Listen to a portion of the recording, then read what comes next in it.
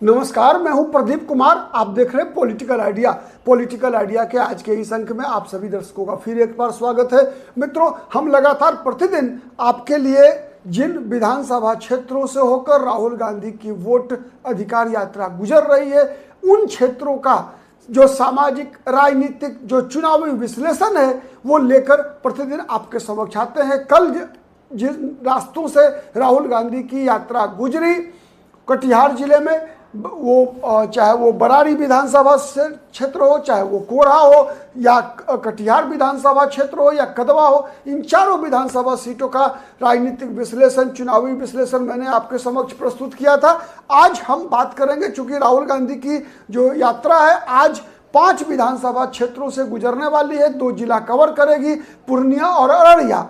और जिन विधानसभा क्षेत्रों से गुजरेगी उनमें बायसी, पूर्णिया, अररिया, फारबिसगंज और नरपतगंज, ये 5 विधानसभा क्षेत्र हैं जिनसे होते हुए राहुल गांधी की ये वोटर अधिकार यात्रा गुजरेगी। तेजस्वी यादव साथ में है, पूरा जो महागठबंधन का जो कुनबा है, जो इंडिया अलायंस है, वो पूरा का पूरा राहुल गांधी के साथ है। तो हम शुरुआत करते हैं सबसे पहले बायसी विधानसभा सीट से। मित्रों, बायसी विधानसभा सीट एक ऐसी विधानसभा सीट है जहां पर कि वर्तमान में वहां से पिछले विधानसभा चुनाव में AIMIM के टिकट पर सैयद रुकनुद्दीन अहमद चुनाव जीते थे, लेकिन 2022 में 2020 के चुनाव में वो जीते, लेकिन 2022 में जब तेजस्वी यादव डिप्टी CM बने तो फिर RJD ने AIMIM के 4 MLA को तोड़ा। उसमें सैयद रुकनुद्दीन अहमद भी थे, बायसी के विधायक थे।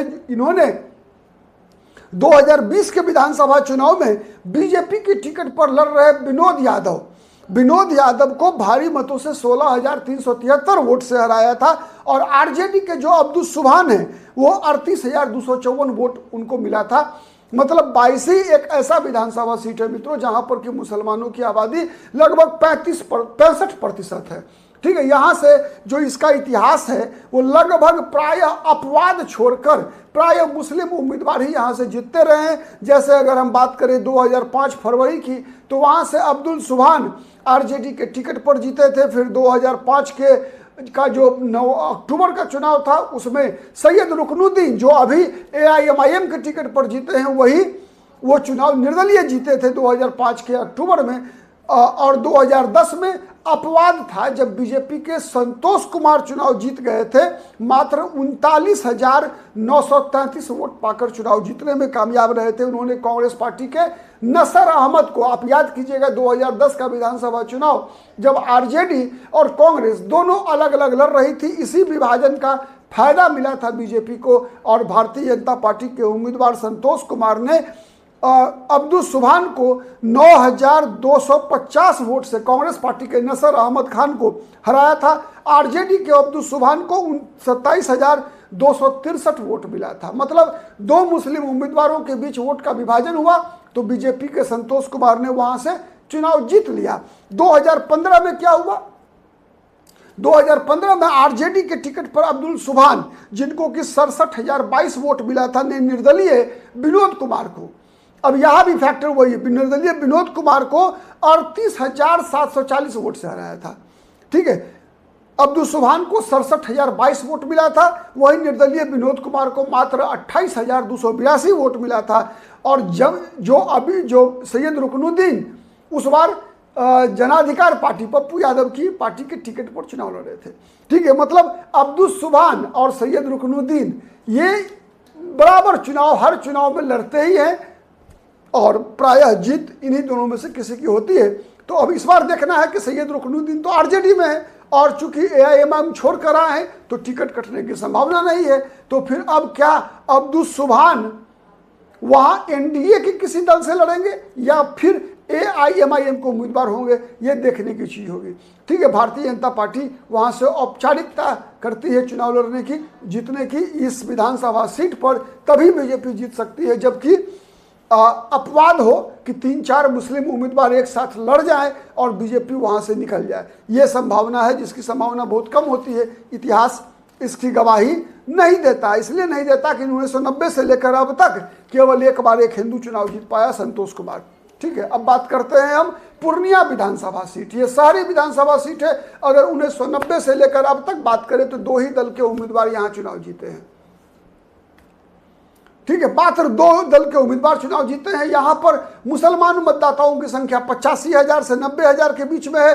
साथ ही हिंदू मतदाताओं में वैश्य, राजपूत और यादव जाति के लोग यहां पर अच्छी खासी संख्या में है। 1980 से लेकर 80, 85, 90 और 95 ये 4 चुनाव सीपीएम के अजीत सरकार जीते वहां से। ठीक है, जिनकी हत्या हो गई 98 में, 1998 में।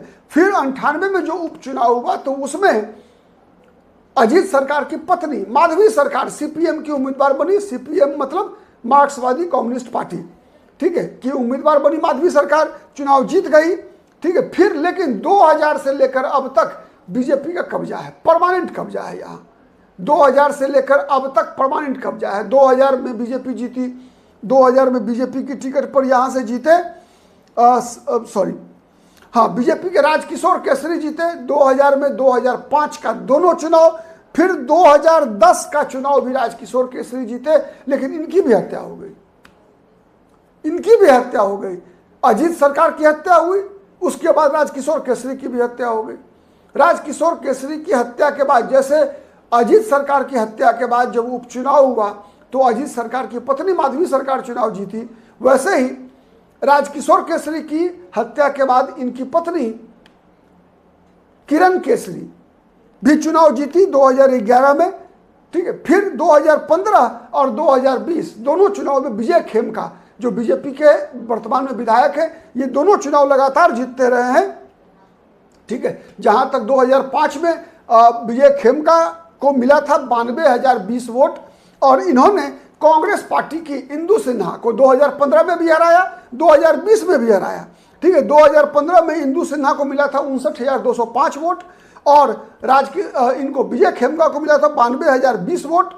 मतलब 32,815 वोट से इन्होंने इंदु सिन्हा को हराया था। और निर्दलीय रामचरित्र यादव जो कि 2010 में कांग्रेस के उम्मीदवार थे, रामचरित्र यादव, तो जो 2010 में रामचरित्र यादव जो कांग्रेस के उम्मीदवार थे वो तीसरे नंबर पे रहे और 7,614 वोट मिला था इनको। 2020 में फिर विजय खेमका को मिला 97,757 वोट और इंदु सिन्हा को मिला था 65,603 वोट, तो 32,000 से फिर जीत हुई। ठीक है, दोनों बार 32,000, केवल 600-700 वोट का डिफरेंस था। अब हम बात करते हैं तीसरा विधानसभा सीट जहां से आज ये यात्रा राहुल गांधी और तेजस्वी यादव की गुजरने वाली है, और वो विधानसभा सीट है अररिया। मित्रों, 2008 के परिसीमन के बाद अररिया विधानसभा सीट का स्वरूप बदल गया। ठीक है, अब यहां पर जो जनसांख्यिकी परिवर्तन हुआ कि अररिया विधानसभा सीट भी 22 विधानसभा सीट की तरह कंप्लीटली मुस्लिम उम्मीदवारों के लिए ही प्रायः रिजर्व कह सकते हैं आप, अपवाद होगा जब कोई गैर मुस्लिम यहां से चुनाव जीते। चूंकि यहां भी मुसलमानों की आबादी लगभग 65% है इस विधानसभा सीट में भी। यह विधानसभा सीट अररिया जिला भी अररिया है, लोकसभा सीट भी अररिया है। यहां 1990 में पुराने परिसीमन के आधार पे 1990 याद रखिएगा, 2010 के पहले जितना भी चुनाव हुआ है वो पुराने परिसीमन से हुआ है। 2010 से जो चुनाव हो रहा है वो नए परिसीमन से।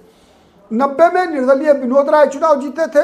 95 में आपको याद होगा बिहार पीपुल्स पार्टी, आनंद मोहन ने एक पार्टी बनाई थी जिसके एकमात्र उम्मीदवार पूरे बिहार आनंद मोहन घूमते थे, हेलीकॉप्टर लेकर घूमते थे और सीट जीते थे एक, केवल यही विजय मंडल जो वर्तमान में सिकटी विधानसभा सीट से, सीमांचल में ही सिकटी है, सिकटी विधानसभा सीट से विधायक है, बिहार सरकार में मंत्री भी है, भारतीय जनता पार्टी कोटे से है, भारतीय जनता पार्टी में है। तो वही 1995 में जो है बिहार पीपुल्स पार्टी बीपीपा के टिकट पर चुनाव जीते थे। फिर 2000 में बीपीपा चूंकि खत्म हो गई तो फिर 2000 में निर्दलीय चुनाव जीते विजय मंडल।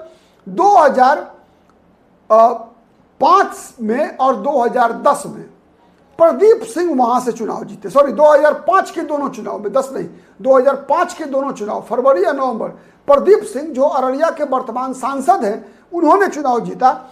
2010 में लोक जनशक्ति पार्टी के टिकट पर वहां से जाकिर हुसैन जीते। आपको याद दिलाऊं, 2010 में कांग्रेस पार्टी का तालमेल नहीं था आरजेडी के साथ, आरजेडी और लोक जनशक्ति पार्टी एलजेपी का तालमेल था।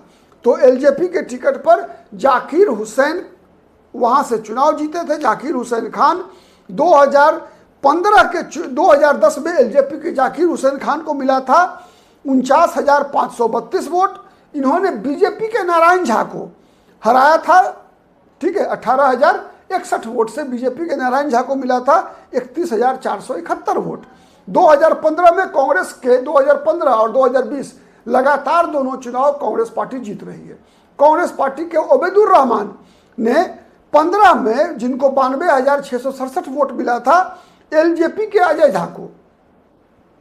2015 में बीजेपी, एलजेपी, हिंदुस्तानी आवामी मोर्चा और आरएलएसपी की गठबंधन था, तो ये सीट गई थी लोजपा के खाते में, क्योंकि 2010 में वहां से लोजपा के सिटिंग एमएलए थे।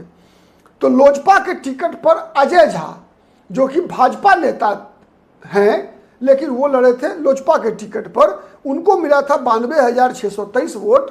40,000 वोट से वो हारे थे। ओबेदुर रहमान 40,000 वोट से जीते थे।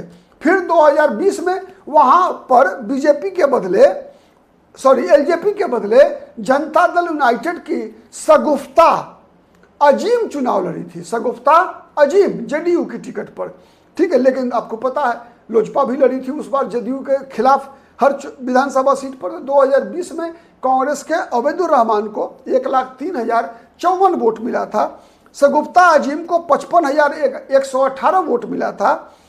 उनको 47,936 वोट से, दोनों बार 40,000 प्लस है। 2015 में भी कांग्रेस जीती है 40,044 वोट से, और 2020 में भी जीती है 47,936 वोट से, ठीक है। और यहाँ पर जो एआईएमआईएम के उम्मीदवार फेल कर गए थे अररिया में, मोहम्मद राशिद अनवर, इनको मिला था मात्र 8924, 8,924 वोट, और एलजेपी के चंद्रशेखर सिंह बबन को मिला था 8,203 वोट, ठीक है। अब हम बात करते हैं विधानसभा सीट फारबिसगंज।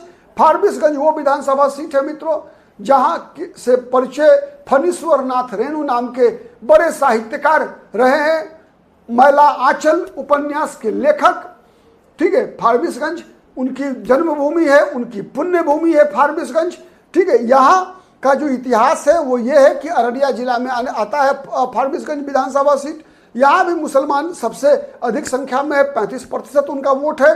धानुक जाति हिंदू में सबसे बड़ी आबादी है उनकी, ठीक है। 1990 और 1995 के विधानसभा चुनावों में वहां से बीजेपी के मायानंद ठाकुर चुनाव जीते थे। हाँ, फिर 2000 में बसपा के टिकट पर जाकिर हुसैन खान, जो अररिया से जो लोजपा के उम्मीदवार जीते थे 10 में, वही फारबिसगंज से 2000 में जीते थे बसपा के टिकट पर। फिर 2005 का दोनों चुनाव बीजेपी के टिकट पर जीते थे लक्ष्मी नारायण मेहता, ठीक है। और 2010 में बीजेपी की टिकट पर वही साहित्यकार फणीश्वर नाथ रेणु मैला आंचल के लेखक, उनके पुत्र पद्म पराग वेणु बीजेपी की टिकट पर चुनाव जीते थे। 2015-2020 में वहां बीजेपी के लगातार 2 बार से विधायक हैं विद्यासागर केसरी। 2010 में बीजेपी के पद्म पराग वेणु को मिला था 70,463 वोट। इन्होंने एलजेपी के टिकट पर लड़ रहे मायानंद ठाकुर, जो पहले बीजेपी में थे, उनको मिला था 43,636 वोट, तो इनको हराया था 26,827 वोट से हराया था। कांग्रेस के प्रकाश चौधरी, आपको पता, दोबारा दोहरा रहा हूं मैं, कांग्रेस अलग लड़ी थी, पर प्रकाश चौधरी को मिला था मात्र 8,185 वोट। फिर 2015 में बीजेपी के विद्यासागर केसरी ने 85,929 वोट लाकर आरजेडी के कृत्यानंद विश्वास को हराया था। कृत्यानंद विश्वास को मिला था मात्र 60,691 वोट, ठीक है। इस तरह से 25,238 वोट से उनको हराया था। एलजेपी जाप के टिकट पर लड़े थे जाकिर हुसैन, ठीक है, उनको मिला था 18,894 वोट। फिर 2020 में बीजेपी के विद्यासागर केसरी, जो वर्तमान विधायक हैं, इनको मिला 1,02,212 वोट। इन्होंने कांग्रेस पार्टी की टिकट पर लड़ रहे जाकिर हुसैन खान को 19,702 वोट से हराया। जाकिर हुसैन खान को मिला था 82,510 वोट। अब बात करते हैं नरपतगंज विधानसभा सीट की, जहां ये चारों विधानसभा सीट जहां से आज गुजरना है, उसमें अंतिम विधानसभा सीट नरपतगंज। नरपतगंज विधानसभा सीट में मुस्लिम और यादव आबादी लगभग बराबर है, लगभग बराबर है यहाँ पर, ठीक है। लगभग 75,000 मुसलमानों का वोट है, फिर यादव 65,000 है और फिर मिली जुली है, ठीक है। ब्राह्मणों का भी वोट है, अति पिछड़ा समाज का भी वोट है, ठीक है। 1990 और 95 में यहाँ से राष्ट्रीय जनता दल, उस समय में राजद नहीं था, जनता दल की टिकट पर दयानंद यादव चुनाव जीते थे। 2000 ईस्वी में बीजेपी के जनार्दन यादव ने वहां दयानंद यादव को पराजित कर दिया। 2005 के फरवरी में आरजेडी के अनिल कुमार यादव चुनाव जीते। फिर 2005 के अक्टूबर में बीजेपी के जनार्दन यादव ने अनिल यादव को हराया। फिर 2010 में जनार्दन यादव को टिकट नहीं मिला बीजेपी का, तो बीजेपी ने दिया देवंती यादव को टिकट, और देवंती यादव ने बीजेपी की टिकट पर आरजेडी के अनिल कुमार यादव को हराया। फिर 2015 में आरजेडी के अनिल कुमार यादव ने बीजेपी के जनार्दन यादव को हराया, ठीक है। और फिर 2020 में बीजेपी के जयप्रकाश नारायण यादव ने आरजेडी के अनिल कुमार यादव को हराया। तो ये इस क्षेत्र का एक बार आरजेडी, एक बार बीजेपी, ऐसा लगातार चलता रहा है। केवल लगातार 2 बार जो है बीजेपी के उम्मीदवार इसको तोड़े थे, एक 2005 का अक्टूबर और फिर 2010 में देवंती यादव ने तोड़ा था, ठीक है। पिछली बार जो बीजेपी के जयप्रकाश यादव को 98,397 वोट मिला था, आरजेडी के अनिल यादव को मिला था 69,787 वोट, और जयप्रकाश नारायण यादव जो एक पुलिस अधिकारी रहे थे, रिटायर करने के बाद राजनीति में प्रवेश किया था, बीजेपी के टिकट पर चुनाव लड़े, 28,610 वोट से चुनाव जीत गए थे, ठीक है। और इस बार भी उम्मीद है कि आरजेडी से वहां उम्मीदवार अनिल कुमार यादव ही होंगे, इस बात की 90% संभावना है। वहीं बीजेपी के उम्मीदवार बदले जाने की चर्चा चल रही है। बीजेपी में जयप्रकाश नारायण यादव के टिकट कटने की बात हो रही है, वहां से बीजेपी की तरफ से कई उम्मीदवार हैं जिनका नाम आ रहा है। फिर से जनार्दन यादव का नाम आ रहा है, युवा नेता है एक रोशन कुमार यादव, उनका भी नाम आ रहा है। साथ में नाम आ रहा है विजय कुमार यादव मुखिया जी, प्रमुख जी, ठीक है, उनका नाम आ रहा है। अब टिकट किसे देता है बीजेपी का नेतृत्व, देखने वाली बात होगी। मुकाबला हर बार यहाँ कड़ा होता रहा है, ठीक है। इस बार देखते हैं कि क्या बीजेपी दोहरा पाएगी या फिर अनिल यादव अपनी हारी हुई बाजी फिर से जीतेंगे। आज के लिए इतना ही, बहुत बहुत धन्यवाद, नमस्कार, जय हिंद,